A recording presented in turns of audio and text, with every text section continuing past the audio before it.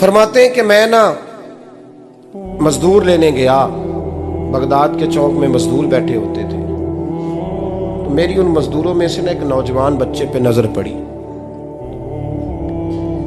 बड़ा कमजोर सा वजूद था, लेकिन चेहरे पर इबादत का निशान था। माथा बताता था कि नमाज का बड़ा ख्याल रखता है। मैं उसके करीब गया। चेहरे भी बड़ा कुछ बताते हैं ना, चेहरों में भी बड़ी रानाई होती है। फरमाते हैं मैं करीब गया, मैंने उसको कहा बेटे मजदूरी करोगे? तो कहने लगा मजदूरों में बैठा हूँ तो हुजूर मजदूरी के लिए ही तो बैठा हूँ। तो मैंने कहा कि चलो फिर। कहने लगा नहीं मेरी कुछ शर्तें।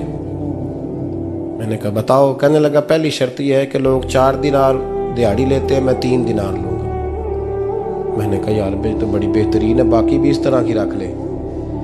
उसने कहा हुजूर दूसरी शर्त यह है कि मैं आपकी मुकम्मल बात मानूंगा, लेकिन जब अजान हो जाएगी फिर आपकी नहीं सुनूंगा। तीसरी बात उसने ये की कि हुजूर मैं आपके घर में काम करूंगा पर आपके किसी सवाल का जवाब नहीं दूंगा। कहते मैंने कहा यार तू बड़ा अजीब है, शर्तें तो मालिकों की होती हैं। कहने लगा जी बहरहाल मैं शर्तें लगा के जाता हूँ। फरमाते मैं उसे घर ले आया, काम मैंने उसको बताया, तो जो काम मजदूर सारे दिन में करता है ना उसने 2 घंटे में ही कर दिया। हमारे मजदूर सिगरेट पीने में भी तो आधा घंटा लगाते हैं, वो चाय पीने जाएं तो पौना घंटा वहां। उनको भी तो दयानतदारी करनी चाहिए कि नहीं करनी चाहिए? ने मुआहदा किया है ना जी, तो पूरा उतरना चाहिए ना। कहते 2 घंटे में। अब काम जब बंदा शुरू कराता है तो काम और निकल आता है। कहते काम मैंने उसको और बता दिया, वो करने लगा। उसने मिट्टी निकाल के रखी थी बाहर रास्ते में, तो अजान हो गई जोर की। उसने वहीं कुदाल छोड़ी कही और चलने लगा। तो मेरा बेटा कहने लगा इसको जरा बराबर कर दो। कहने लगे चुप कर जा, तेरे बाप से बात हुई थी, जब अजान होती है तो मैं किसी और की नहीं सुनता, सिर्फ अल्लाह रसूल की सुनता हूँ। कहते मस्जिद चला गया, नमाज पढ़ के आया तो दोपहर का वक्त था। मेरी बीबी कहने लगी इसको को खाना खा ले। कहते हमने कहा खाना खा लो, तो कहने लगा मैंने रोज़ा रखा हुआ, रमज़ान भी नहीं था, नफली रोज़ा रखा हुआ। फरमाते हैं शाम हुई, मैंने 3 दिनार दिए। तो मैंने कहा तेरा नाम क्या है? कहने लगा मैंने आपसे कहा था मैं किसी सवाल का जवाब नहीं दूंगा। कहते वो चला गया। अगले दिन मैं फिर लेने गया उसे, काम कुछ और निकल आए। तो लोगों ने बताया वो सिर्फ हफ्ते वाले दिन आता है। मैंने कहा क्यों? कहने लगे जी वो कहता है मेरा हफ्ते का खर्चा 3 दिनार है, जब 3 दिनार कमा लेता हूँ तो बाकी सारा टाइम अल्लाह रसूल की जिक्र में गुजार दिया करता हूँ।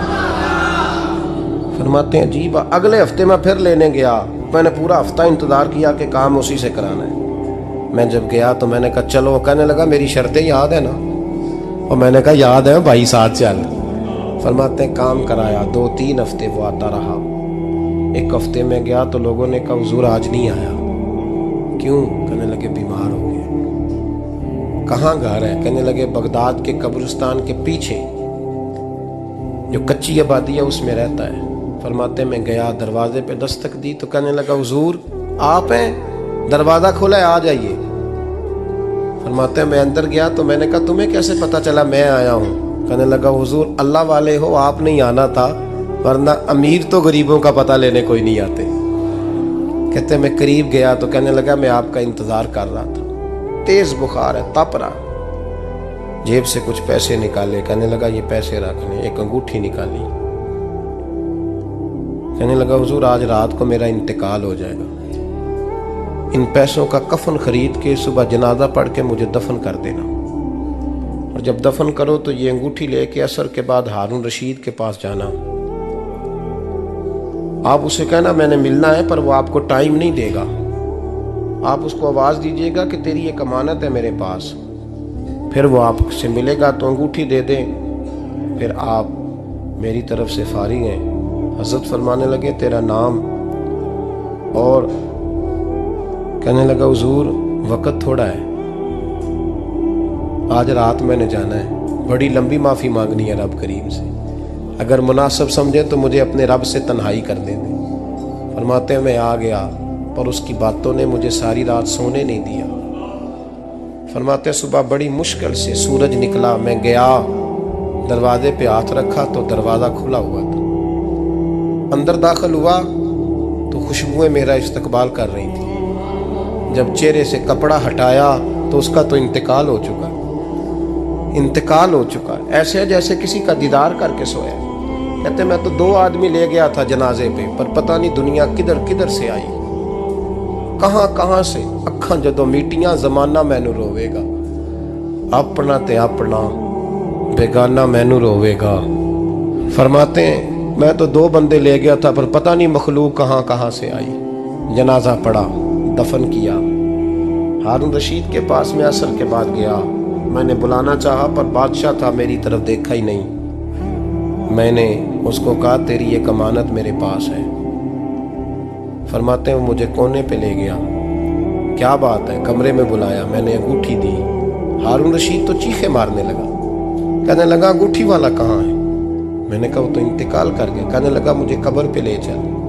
कहते मैं कब्र पे लाया तो वो लेट गया, तड़प के रोने लगा।